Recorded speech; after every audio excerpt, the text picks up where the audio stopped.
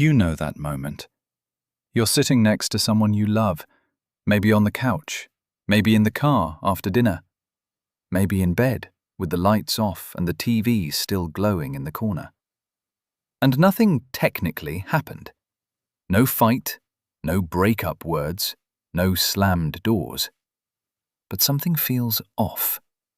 They're right there, and somehow they feel miles away. So you try, gently. Are we okay? And they pause just a second too long before saying, yeah, I'm just tired. That's the moment your stomach drops, because you can feel it. The distance, the walls, the quiet that doesn't feel peaceful anymore. The quiet that feels like being shut out by someone you're still trying to love. And in your head, it's instant. Why do they always disappear when things get real? Why do I feel close one day and completely shut out the next? Am I asking for too much? Do they even love me the way I love them? Or am I just trying to hold on to someone who will never really let me in? Here's the truth most people never hear. An avoidant doesn't bond forever with the person who loves them the hardest. They bond with the person who makes closeness feel safe enough to stay in. That changes everything. You're not too much. You're not failing at love. And this is not automatically a sign you chose the wrong person. If you've ever tried to love someone who keeps going emotionally withdrawn the moment things matter most, this video is going to help you understand exactly who an avoidant bonds with for life, why that bond feels so rare, and what actually creates it beneath the surface. Let's get into it. The mindset reframe. Most couples believe avoidants bond most deeply with the person who asks for the least. But the real truth is this. Avoidants bond most deeply with the person whose presence doesn't activate their defenses. That's the part most people miss. Because what looks like indifference is usually protection. What looks like not caring is often a nervous system that learned a long time ago that closeness can quickly turn into pressure, criticism, engulfment, or disappointment. So the moment intimacy starts asking something from them, their body reacts before their mind even catches up. And bro, that reaction is fast. Their nervous system reads need, reads intensity, reads emotional demand, and sounds the alarm. Like a smoke detector that cannot tell the difference between burnt toast and a house fire, an avoidant system often cannot tell the difference between healthy closeness and dangerous closeness. So they pull back. They go quiet. They get practical. They change the subject. They become fine. Not because love is gone, because safety is. Most couples think the answer is more talking, more pushing, more explaining, more trying. But here's what nobody explains. When safety leaves a relationship, the love usually doesn't disappear. It goes underground. So when we talk about the one person an avoidant bonds with forever, we are not talking about someone perfect. Not someone chill all the time. Not someone with no needs. We're talking about someone emotionally mature enough to create connection without making connection feel like captivity. That person has a certain energy. Steady, warm, clear, present. And that is the kind of presence an avoidant remembers. 1. Safe, not suffocating. Most couples think deep bonding comes from more closeness, more time, more emotional intensity. So when an avoidant pulls away, most people in relationships push harder, explain more, reach more, text more, and try to close the gap faster. But the deeper truth is this. An avoidant bonds forever with the person who makes intimacy feel breathable. Not cold, not distant, not detached. Breathable. Because beneath the surface, the avoidant isn't just resisting connection. They're resisting the feeling of losing themselves inside it. Their attachment patterns are built around one fear. If I get too close, I get consumed. So the person they never forget is the one whose presence quietly says, "You can be close to me and still be you." Here's the difference in real life. Disconnecting version. Why do you always need space the second we start getting close? Just say what's going on. Connecting version. I can feel you getting overwhelmed. I'm here. You don't have to force a conversation right this second. But I'm not disappearing either. Do you hear the difference? One feels like pressure. One feels like presence. And when an avoidant feels that, something in them starts whispering, "I'm not trapped here." And when you do that, the walls between you start to come down without either of you having to say a word. 2. Consistency beats intensity. Here's the part no one talks about. Most couples chase chemistry spikes.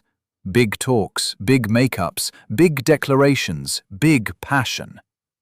And honestly, that can feel romantic for a minute. But for an avoidant nervous system, intensity is often not interpreted as love. It's interpreted as unpredictability. That matters, because the forever bond is rarely built through fireworks. It's built through emotional consistency, through the repeated experience of, "You're still you. I'm still safe. Nothing is being demanded from me that I can't survive." Research keeps pointing to something important here. Repeated positive relationship experiences can soften avoidance over time. Not one dramatic breakthrough, repeated moments, repeated safety, repeated turning toward. That's how real trust becomes real. PMC PubMed. So instead of this, disconnecting version. 1 week it's non-stop texting, huge affection, "I've never felt this way before," and pressure to define everything fast. The next week there's panic, conflict, and emotional whiplash.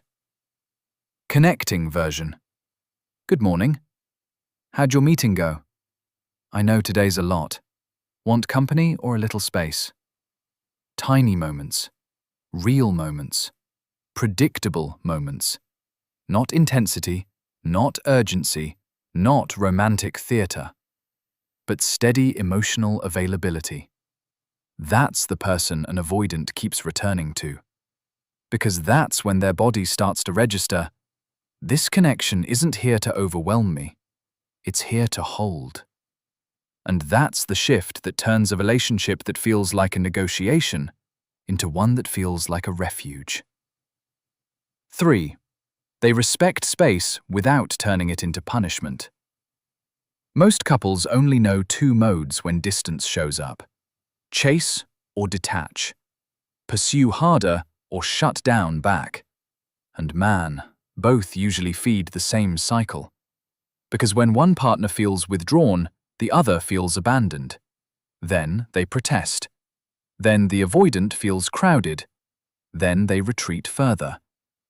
That is the cycle. The deeper emotional truth is that avoidants bond deeply with someone who can respect their need for space without using space as revenge, passive aggression, or emotional exile.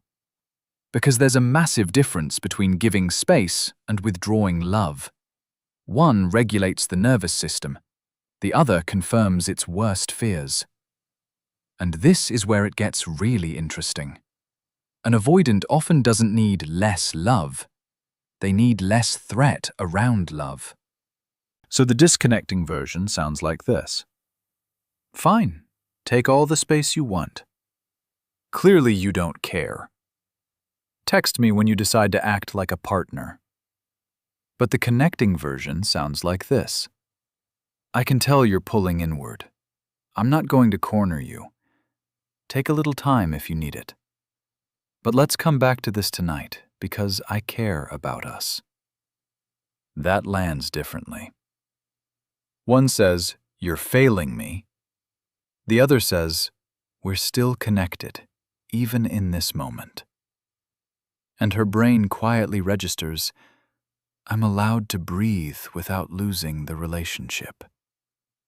That's when your partner stops feeling like a problem to manage and starts feeling like a person to come home to. 4. They tell the truth gently.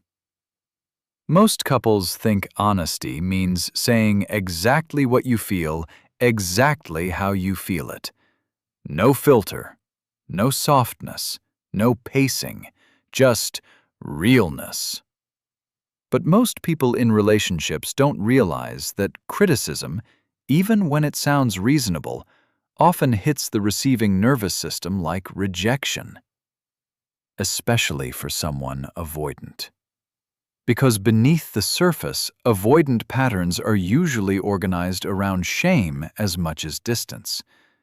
Not always visible shame, quiet shame, hidden shame. The kind that says, if I get this wrong, I'll be exposed. If I'm not enough, I'll be controlled or dismissed. So when feedback comes in sharp, even if it's technically valid, they don't just hear the issue, they hear danger. Here's the contrast. Disconnecting version. You never open up. Everything with you is surface level. I'm tired of carrying this whole relationship. Connecting version. I miss you. I miss feeling close to you. When you go quiet, I start feeling alone, and I want us to find a better way through that together. One triggers defense, one invites repair. Not harsher honesty, not better arguments, not the perfect script, but truth delivered with safety. That's the difference between a partner feeling attacked and a partner feeling reached. And when you do that, something in him says, she's not trying to expose me. She's trying to understand me. And that's when the unspoken longing between you starts becoming something real. 5. They don't try to extract vulnerability. Here's the part most couples never figure out. Most people in relationships think emotional intimacy is something you pull out of someone. Ask enough questions, stay in the conversation long enough, push hard enough.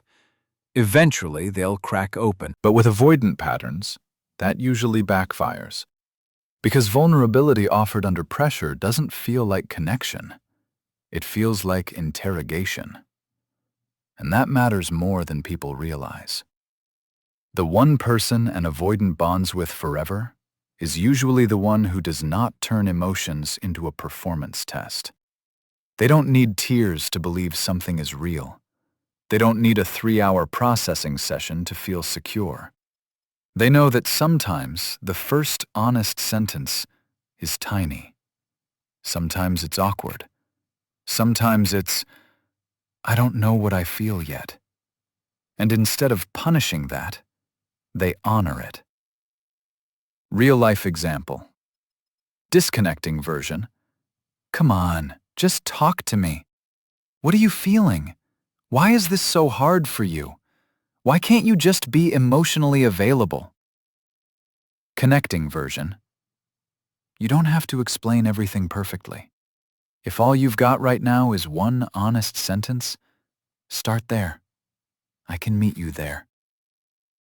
That is huge.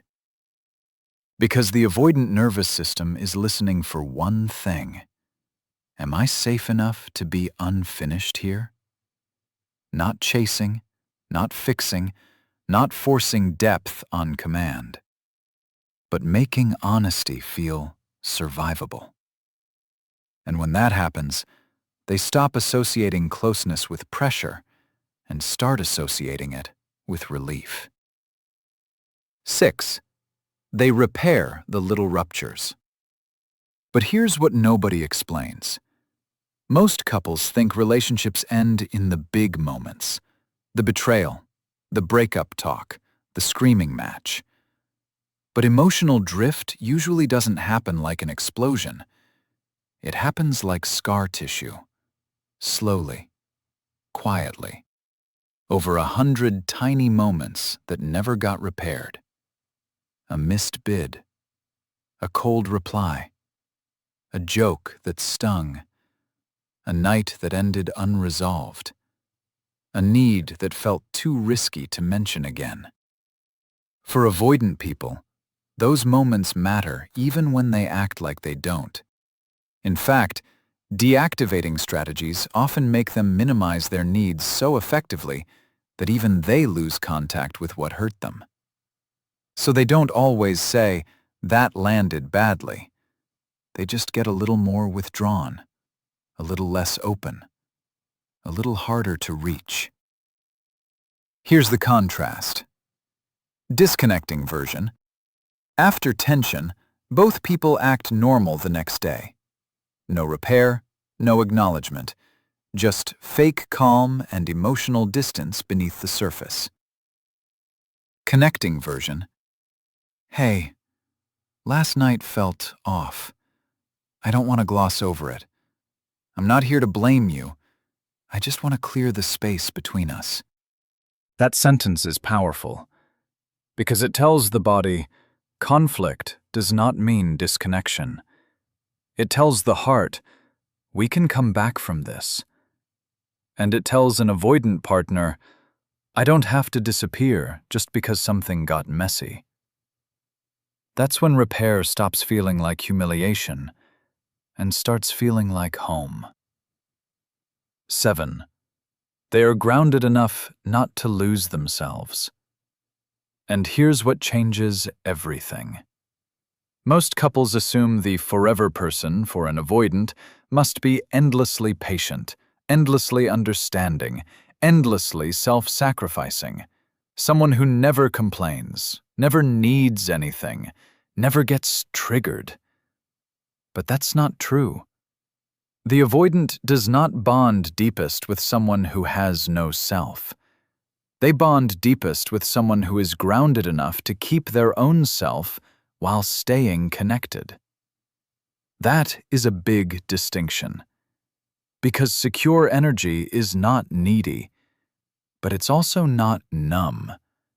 It doesn't beg. It doesn't chase. It doesn't disappear to prove a point.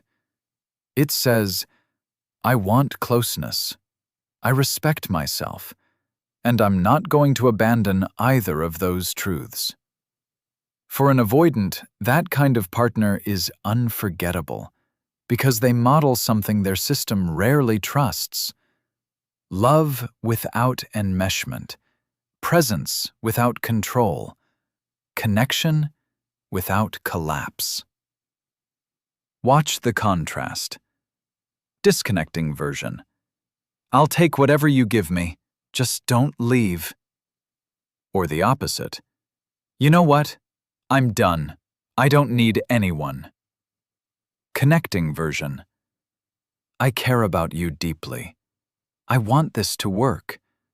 But I also need mutual effort, honesty, and repair. I'm here with an open heart, not an empty one. That lands because something in the avoidant finally says, this person is close to me, but they're not trying to consume me. They're solid. They're real. I can trust real. And that's the person they bond with forever. Not because the relationship is perfect, but because it is safe enough, clear enough, and emotionally mature enough to let both people keep becoming inside it. Close. So if you really want the answer, here it is. The one person an avoidant bonds with forever is not the person who performs love the loudest, not the person who chases the hardest, not the person who never has needs. It's the person who brings safety, presence, steadiness, truth, and repair into the relationship in a way that never makes closeness feel like a trap. And if you internalize that, you change too. You stop trying to force connection. You stop personalizing every withdrawal. You stop confusing intensity with intimacy. You become the kind of partner who knows how to create safety without abandoning yourself. And that changes everything about what becomes possible between you and the person you love. Because these aren't just tips. This is what it means to love someone without feeding the very cycles that keep them guarded. And this is the beginning of becoming the kind of partner you always wished would show up for you. The avoidant bonds forever with the person whose love never feels like a trap, only a place they can finally exhale.